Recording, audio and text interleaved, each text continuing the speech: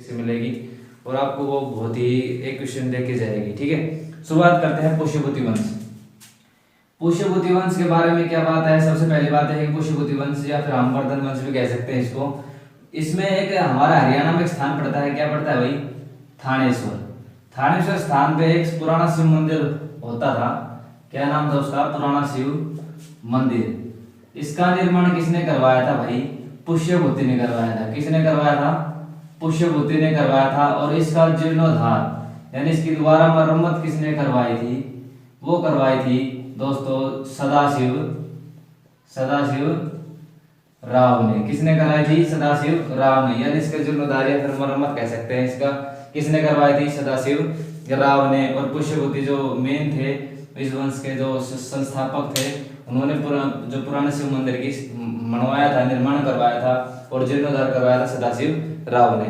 हम आपको बता देते हैं कि इसमें है ना एक बहुत ही प्रतापी राजा हुआ करता था, उसका नाम था प्रभाकर वर्धन। क्या नाम था भाई, प्रभाकर वर्धन। और इसके 3 संतान थी भाई, क्या थी, 3 संतान थी। उनमें 2 लड़के थे और 1 लड़की थी। पहला था राज्यवर्धन, दूसरा था हर्षवर्धन और तीसरी थी इसकी बहन राज्यश्री। क्या नाम था भाई उसका, राज्यश्री। और राज्यश्री के पति का नाम था, यानी इसके हस्बैंड का नाम था, वो क्या नाम था भाई, ग्रह वर्मा। मैं आपको बता देता हूं कि हरियाणा में जो भी एग्जाम हुए यहाँ पे क्वेश्चन पक्का पूछ जाता है। एक बार पूछा गया था कि हर्षवर्धन के जो भाई का नाम क्या था, राज्यवर्धन। इसकी बहन का नाम भी पूछा गया है, इसके बहनोई का नाम भी पूछा गया है। ठीक है, अब शुरुआत करते हैं कि प्रभाकर वर्धन की इनकी माता का नाम क्या था भाई, यशोमती। क्या नाम था, यशोमती। ठीक है, शुरुआत में 605 ईस्वी में, कब, 605 ईस्वी में थानेश्वर पर एक विद्रोह हुआ था। थानेश्वर पर एक विद्रोह हुआ और उस विद्रोह में किसने भाग लिया था भाई, उस विद्रोह में भाग लिया राज्यवर्धन ने। हर्षवर्धन कभी भी नहीं चाहता कि वो राजा बने और ना ही वो गद्दी पे बैठने का शौकीन था। 605 में जो थानेश्वर पर विद्रोह हुआ तो उसका जो विद्रोह का सामना किया था वो किसने किया था भाई, राज्यवर्धन ने। किसने किया था, राज्यवर्धन ने किया था। और राज्यवर्धन ने किया तो थानेश्वर में जो विद्रोह हुआ था उसने राज्यवर्धन ने इसको जीत लिया था। जैसे जीता और ये जैसे अपने घर जाने की इसने तैयारी की, वैसे उल्टा गया तो उससे पहले ही इसके पिताजी यानी कि प्रभाकर वर्धन की मृत्यु हो गई। क्या हो गई थी, प्रभाकर वर्धन की मृत्यु हो गई थी। और प्रभाकर वर्धन की मृत्यु हुई थी, उसके साथ इसके जो इसकी माँ थी यशोमती, उसने भी सती जो हुआ करते थे, सती के तहत, सती प्रथा के तहत इसने अपनी, इसकी मौत हो गई। किसकी मौत हो गई, इसकी माँ की मौत हो गई। सती प्रथा के तहत इसने जैसे इसके पिता की मृत्यु हुई वैसे ही इसकी माता यशोमती सती प्रथा के तहत इसकी मृत्यु हो गई। ठीक है, उसके बाद 605 में राज्यवर्धन गद्दी पर बैठा। 605 ईस्वी में राज्यवर्धन गद्दी पर बैठा और गद्दी पर बैठते ही जैसे ही बैठा गद्दी पर, इसको सूचना मिली कि मालवा का जो देवगुप्त शासक था, कहाँ का था, मालवा का शासक था, वो क्या था, उसका नाम देवगुप्त। और उसने क्या किया, इसको सूचना मिली कि जो मालवा का शासक था ना देवगुप्त, इसने इसके जो बहनोई था ग्रहवर्मा, इसकी मृत्यु कर दी। जैसे गद्दी पर बैठा इसने यही सूचना मिली कि मालवा का शासक जो देवगुप्त था तो उसने इसके बहनों की मृत्यु कर दी। आपसे पूछा जाएगा कि ग्रहवर्मा की हत्या किसने की थी, तो मालवा के शासक देवगुप्त ने। यह सूचना पाकर ही राज्यवर्धन वहां से गया और उसने देवगुप्त को जाके मार दिया। तो देवगुप्त की मृत्यु किसने की भाई, राज्यवर्धन ने। किसने की, राज्यवर्धन ने की। अब मैं आपको बताता हूँ, देवगुप्त का एक बहुत ही प्यारा मित्र दोस्त हुआ करता था, उसका नाम था शशांक। क्या नाम था भाई, शशांक नाम था। और शशांक ने इसके अपनी मित्रता निभाने के लिए, इसने अपने मित्रता निभाने के लिए शशांक ने अपने इसको राज्यवर्धन को बहलाया फुसलाया और इसने क्या किया, इसको राज्यवर्धन को अपने यहाँ बुलाया और इसने इसको लालच दिया। शशांक ने कहा राज्यवर्धन से कहा कि आपकी जो शादी है ना हम हमारी बेटी के साथ करेंगे। तो राज्यवर्धन उनकी बातों में आ जाता है और शशांक के पास चला जाता है। वहां पर पहुंचता है तो शशांक के पास जाता है, जाते ही राज्यवर्धन की वह मृत्यु कर देता है। तो प्रश्न पूछा जाएगा कि हर्षवर्धन के भाई राज्यवर्धन की मृत्यु किसने की थी, शशांक ने की थी। किसने की थी, शशांक ने की थी। देवगुप्त की मृत्यु किसने की थी? राज्यवर्धन ने की थी। और राज्यवर्धन की मृत्यु किसने की थी? शशांक ने की थी। ठीक है, यहाँ तक था राज्यवर्धन का जो कार्यकाल था वो था। उसके बाद बात करते हैं हम हर्षवर्धन के बारे में। अभी इनका भाई आएगा हर्षवर्धन। जैसे ही 605 में मरता है उसके बाद हर्षवर्धन गद्दी पर बैठता है। कौन बैठता है भाई? हर्षवर्धन गद्दी पर बैठता है। और यहाँ से हम राज्यवर्धन को हटा देते हैं। हर्षवर्धन और उसकी बहन दोनों चीजें बची हुई थी। ठीक है, हर्षवर्धन का दोस्तों मैं बता देता हूँ कि जो जन्म हुआ था ना, हर्षवर्धन का जन्म 590 ईस्वी में हुआ था। कब हुआ था? 590 ईस्वी में हुआ था, हर्षवर्धन का जन्म हुआ था। और दोस्तों ये गद्दी पर कब बैठा था हर्षवर्धन? 606 ईस्वी पूर्व। कब बैठा था गद्दी पर? आपसे पूछा जाएगा हर्षवर्धन गद्दी पर कब बैठा था? 606 ईस्वी पूर्व। हर्षवर्धन के टाइम पे दो राजधानियां हुआ करती थी। किसके? हर्षवर्धन की जो राजधानी थी, इसकी दो राजधानी थी। एक थी दोस्तों कन्नौज और दूसरी थी थानेश्वर। दूसरी क्या थी भाई?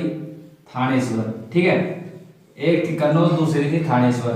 इसी के टाइम हर्षवर्धन के टाइम पे एक चीनी यात्री आया था। चीनी यात्री कौन आया था इसके दरबार में? चीनी यात्री आया था, उसका नाम था हुएनसांग। हुएनसांग ये चीनी यात्री था। किसके दरबार में आया था? हर्षवर्धन के दरबार में आया था। कब आया था? 629 ईस्वी पूर्व। कब आया था? 629 ईस्वी पूर्व हर्षवर्धन के दरबार में आने वाला पहला चीनी यात्री हुएनसांग। ठीक है, इसे हुएनसांग को यात्रियों का राजकुमार के नाम से भी जाना जाता है। आपसे पूछा जाएगा कि यात्रियों का राजकुमार किसे कहा जाता है? यात्रियों का राजकुमार किसे कहा जाता है दोस्तों? हुएनसांग को। किसको कहा जाता है? हुएनसांग को। और इसकी एक अपनी खुद की पुस्तक थी हुएनसांग की, उसका नाम था सी यू और की। क्या नाम था इसकी पुस्तक का? सी यू की। और ये चीनी यात्री था, किसके दरबार में आया था? हर्षवर्धन के दरबार में आया था 629 ईस्वी पूर्व। ठीक है, उसके बाद बात करते हैं कि हर्षवर्धन हुएनसांग का एक बार हरियाणा में एक क्वेश्चन आया था कि हुएनसांग ने हरियाणा में जो बीते दिन बिताए थे, कितने दिन तक रहा था हरियाणा में? तो दोस्तों हरियाणा में हर्षवर्धन रहा था 634 ईस्वी से लेकर 644 ईस्वी पूर्व। यानी कि वो हरियाणा में कितने साल तक रहा था दोस्तों? 10 साल तक। अगर बात करें पूरे भारत की बात करते हैं हुएनसांग की, तो पूरे भारत में वो 15 साल तक रहता है। कितने साल तक रहता है दोस्तों? 15 साल तक। ठीक है, हर्षवर्धन के कई बार एक क्वेश्चन आता है कि हर्षवर्धन का जो प्रधानमंत्री हुआ करता था उसका नाम क्या था? हर्षवर्धन के प्रधानमंत्री का नाम दोस्तों मंडी नाम था। क्या नाम था भाई? मंडी। हर्षवर्धन का एक बार हरियाणा में एग्जाम में क्वेश्चन आया था कि हर्षवर्धन के प्रधानमंत्री का क्या नाम था? तो उसका नाम था मंडी। ठीक है, यहाँ तक आपको समझ में आएगा कि यात्रा को राजकुमार किसे कहते हैं? हुएनसांग को। हुएनसांग की जो पुस्तक है सी यू की। और किसके दरबार में आया था? हर्षवर्धन के दरबार में आया था। इसकी दो राजधानियां थी, एक थी कन्नौज, दूसरी थी थानेश्वर। जो हुएनसांग था उसने हरियाणा में जो दिन बिताए थे वो 10 साल, 634 ईस्वी से लेकर 644 ईस्वी तक 10 साल तक हरियाणा में। और पूरे भारत की बात करें तो 15 साल तक वो भारत में रहते थे। ठीक है, उसके बाद बात करते हैं आगे कि भाई जो हर्षवर्धन था ना, इसको हराया भी था। किसने हराया था हर्षवर्धन को दोस्तों? हर्षवर्धन को हराने वाला कौन था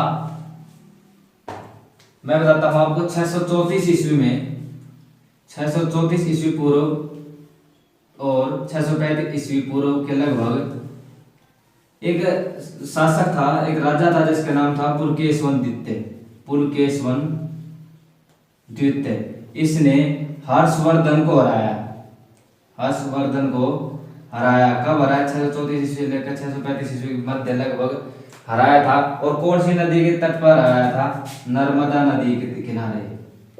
नर्मदा नदी के किनारे किसे हराया था? हर्षवर्धन को। किसने हराया था? पुलकेशिन द्वितीय ने हराया था। जो पुलकेशिन द्वितीय था ना, ये कौन से वंश से संबंधित था? चालुक्य वंश से संबंधित था। किसने हराया था? पुलकेशिन द्वितीय ने हर्षवर्धन को हराया था नर्मदा नदी के किनारे। ये चीज आपको कौन बताती है? या फिर ये समझो कि आप, मैं पहले इसके बात करता हूँ कि जो हर्षवर्धन का एक जो दरबारी कवि था, हर्षवर्धन का दरबारी कवि था, उसका नाम क्या था भाई? बाणभट्ट। क्या नाम था? बाणभट्ट। इसकी एक रचना थी जिसका नाम था हर्षचरित्र। क्या नाम था भाई? हर्षचरित्र। और हर्षवर्धन की खुद की जो 3 रचनाएं थी, हर्षवर्धन की खुद की 3 रचनाएं थी, वो थी एक थी रत्नावली, एक थी नागानंद, एक थी नागानंद और एक थी प्रियदर्शनी। प्रियदर्शनी ये 3 किसकी थी खुद की? ये थी हर्षवर्धन की। ठीक है, अब बात आती है कि जो ये पुलकेशिन द्वितीय हर्षवर्धन को हराता है, ये कहाँ से आपको प्राप्त होता है, किस बुक में या फिर किस रचना में ये लिख रखा है? दोस्तों ये किसी में भी नहीं लिख रखा, एक ऐहोल अभिलेख था। क्या था दोस्तों? ऐहोल अभिलेख। ऐहोल अभिलेख से ये पता चलता है कि पुलकेशिन द्वितीय ने ना हर्षवर्धन को हराया था। ऐहोल अभिलेख से क्या पता चलता है कि पुलकेशिन द्वितीय ने हर्षवर्धन को हराया था। कब हराया था? 634 से 635 ईस्वी के लगभग नर्मदा नदी के किनारे हराया था। कौन सा अभिलेख? ऐहोल अभिलेख। दोस्तों उसके बाद बात करते हैं कि हर्षवर्धन की जो मृत्यु हुई थी दोस्तों 647 ईस्वी पूर्व हर्षवर्धन की मृत्यु हो गई थी। कब हुई दोस्तों? 647 ईस्वी में हर्षवर्धन की मृत्यु हो गई थी। और इसका काफी बार क्वेश्चन में देखा होगा आपने, HSSC लगभग इसकी पूछता है। HSSC की स्थापना दोस्तों कब हुई थी? 28 जनवरी 1970। HSSC लगभग यहाँ से क्वेश्चन पूछता है और पूछा गया था कि हर्षवर्धन का जो कार्यकाल क्या था, तो हर्षवर्धन का 606 से लेकर 647 ईस्वी तक इसका कार्यकाल रहा था। कौन सी शताब्दी में हर्षवर्धन राजा बना था? तो 7वीं शताब्दी में। कौन सी शताब्दी में? 7वीं शताब्दी में हर्षवर्धन राजा बना था। कौन सी शताब्दी भाई?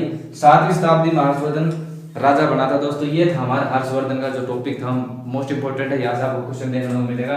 हर्षवर्धन के प्रधानमंत्री क्या नाम था? मंडी। तो यहाँ तक हमारा एक क्वेश्चन लगभग पुटअप अगर आपको होगा तो आप यहाँ से इजीली कर सकेंगे। हर्षवर्धन की बहन का नाम क्या था? राजश्री।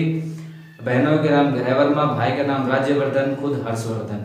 ठीक है, पिता का नाम प्रभाकरवर्धन, माता का नाम यशोमती। ठीक है दोस्तों, ये हमारी वीडियो थी दोस्तों। वीडियो लाइक करें, शेयर करें, सब्सक्राइब करें दोस्तों, कमेंट करके जरूर बताएं ताकि हम आपको हर वीडियो अब डेली डालते रहे, क्योंकि आपको पता है कि दिल्ली पुलिस का एग्जाम भी बिल्कुल